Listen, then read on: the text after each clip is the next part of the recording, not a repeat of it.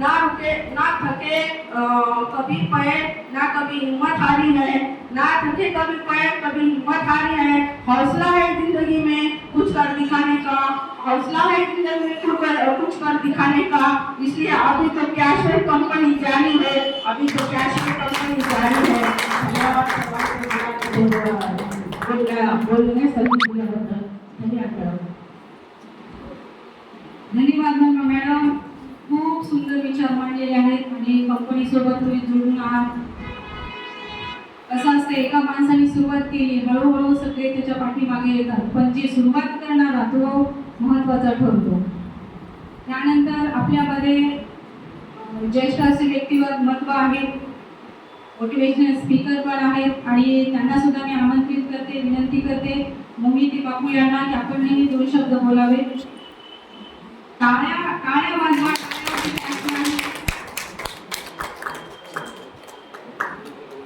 पहिले प्रथम छत्रपती शिवाजी महाराज तसेच डॉक्टर बाबासाहेब आंबेडकर यांना अनुसरून एक बोलण्याला सुरुवात करतो। मी दत्ताजी मोहिते नांदेडकर। आता मला वाटतं इथं सगळेजण जमलेले आहात, खरंच इथं आहेत का मनानं, का अर्ध मन घरी ठेवलेलं आहे? जर मन पूर्ण इथं असेल तर तुम्हाला सगळ्या गोष्टी समजतील, नाही तर सगळ्या कानावरून वरी जातात। तरच माणसाला नंतर आपण काम करू शकतो। खरं सांगा, हात वर करून सगळेजण इथं आहेत? धन्यवाद धन्यवाद। मला वाटतं इथं सगळेजण बसलेले जे आहेत, जे सगळं सोडून घरदार सगळे कामं सोडून इथं आलेले आहेत, ते सगळे मला वाटतं डायमंड आहेत भविष्यातले। मी पण त्याच्यातला एक डायमंड आहे, मला सोडून नाही। मला एक वाटतं बघा, सगळ्यांचे हे बरेच लोक गरीबातून जिंदगी जगतात, पण परमेश्वराने सगळ्यांना बुद्धी सारखी दिलेली आहे की कमी जास्त वाटा आहे? सगळ्यांना परमेश्वराने बुद्धी चांगली दिलेली आहे, सगळे म्हणजे माइंड दिलेला आहे, फक्त आपण त्याचा वापर करत नाही। गरिबी काही वरून पाप घेऊन आलेली नाही, त्यांनी आपल्याला परमेश्वराने जन्म दिला म्हणजे आपल्याला काहीतरी करण्यासाठी दिला, योगदान देण्यासाठी, पुण्य करण्यासाठी। जसं आपण चॅरिटी करतो, आपलं घर कुटुंब मोठं करतो। मला सांगा, पहिले पूर्वज जे आता असे लोक काही ना काही एवढे संत हे मोठं मोठं नाव करून गेलेले आहेत की नाही? आपण पण काय करायचंय, आपल्याला काही ना काही आपल्याला जमलं तेवढं तर काम करावं लागेल की नाही? मग आपल्याला कुठंतरी बघा, आपल्याला वाटते की आपला जो रोजगार आहे आता सगळ्या जगाचा जे चालू आहे, त्या रोजगाराने काही होत नाही, ते घर तर चालतं, पण साईडला जर एखादा बिझनेस चांगला कळाला आपल्याला, तो नक्कीच करायला पाहिजे।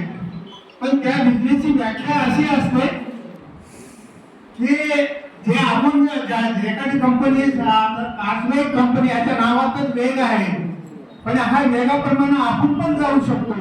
पण ह्याच्या मागे हिंमत जी आहे, जे आपण पहिले जॉईनिंग झाल्याच्या नंतर आपली बुद्धिमत्ता चालायला पाहिजे की आपल्याला किती लोक आणायचे आहेत, त्याच्यातून किती लोक ह्याच्यामध्ये सामील करायचे।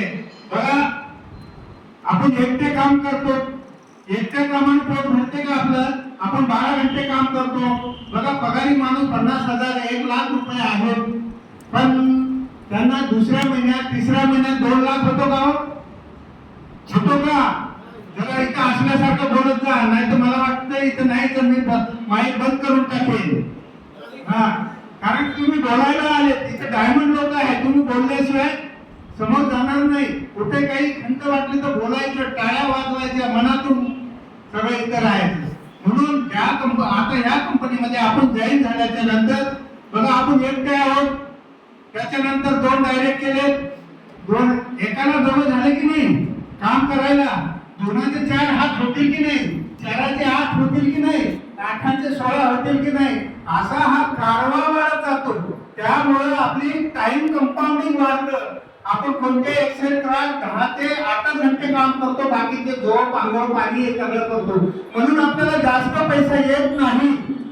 म्हणून हे टायमिंग कंपाऊंडिंग होतो।